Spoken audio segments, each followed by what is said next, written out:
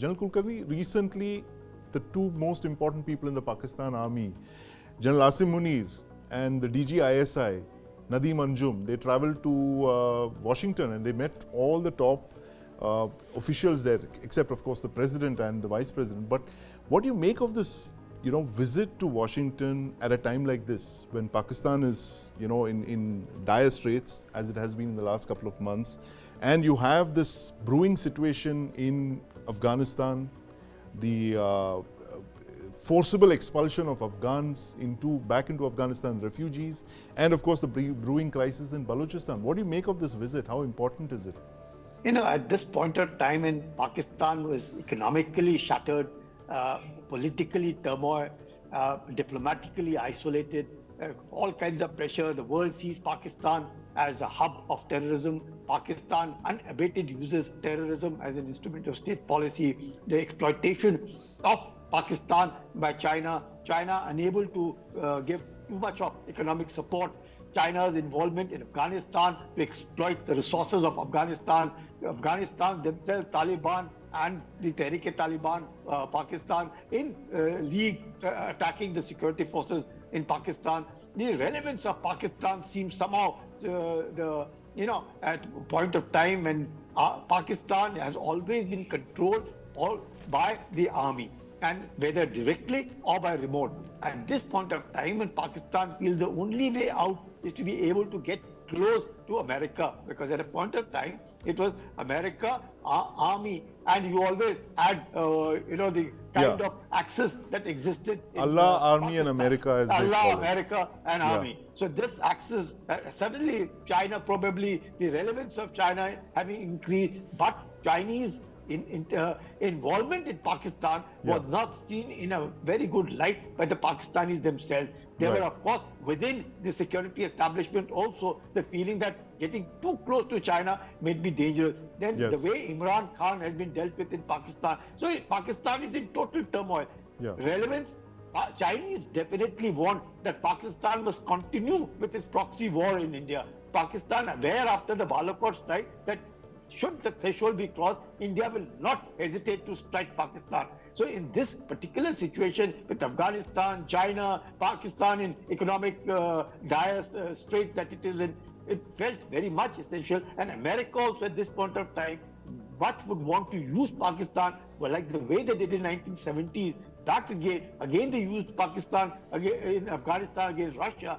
They would much like Pakistan, where they feel a one-point contact, that is the army. And that is where the relevance of the Chief of Army Staff Pakistan comes. Because in Pakistan, if whatever it be, America has always felt a one-point contact, the Chief of Army Staff is much better to deal with China or anywhere in South Asia, and even trying to pressurize India also. Absolutely. So that is in fact, Aditya, based on what General Kulkarni just said, why is the army back in favor again? And how is it that they're being featured in Washington after that 2-year gap? After the fall of the Taliban, of the return of the Taliban in Afghanistan? I think no lessons are being learned by the Americans. The kind of embarrassment that they faced when the jets left the ground in Kabul, short-term memory. That's how I look at it. But in Pakistan, just like General Kulkarni mentioned, Pakistan army is in control, but they don't want to take the responsibility. So they will never take the responsibility, especially at a time when there's an economic blackout completely, downfall, a political downfall, of course, and then add to that the security nightmare of the TTP and the new splinter factions that are coming up, and the casualties that they are facing both in Khyber Pakhtunkhwa every passing day and in Balochistan. Apart from that, of course, they had this selected Prime Minister Imran Khan, and now it's increasingly becoming clear that Nawaz Sharif will be in power. Will be another selected Prime Minister. Another selected Prime Minister, but how much will he listen? Because last time, if you remember, before Imran Khan was the Prime Minister and Nawaz was the PM, there was a continuous conflict underway between the civilian administration and the army. Nawaz isn't someone who blindly always follows the directions of the army. He is mostly a businessman and tries to operate like a corporate person.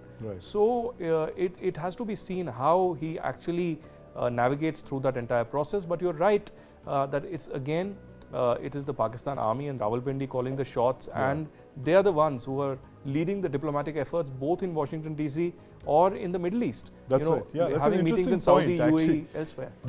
elsewhere. Dr. Singh, I want to bring you here on what Aditya just mentioned. The Pakistan Army seems to be doing everything from, securing loans from Saudi Arabia to doing the diplomacy. And General Munir seems to be effectively the martial law administrator without, calling himself as such. But what credibility do the elections have in that case in February of 2024? In fact, there is no civilian government ever in Pakistan. For the namesake, they have a civilian government from time to time, but it is the Pakistani military, the deep state, which runs the state. So we may have an election, we may have a so-called free and fair election.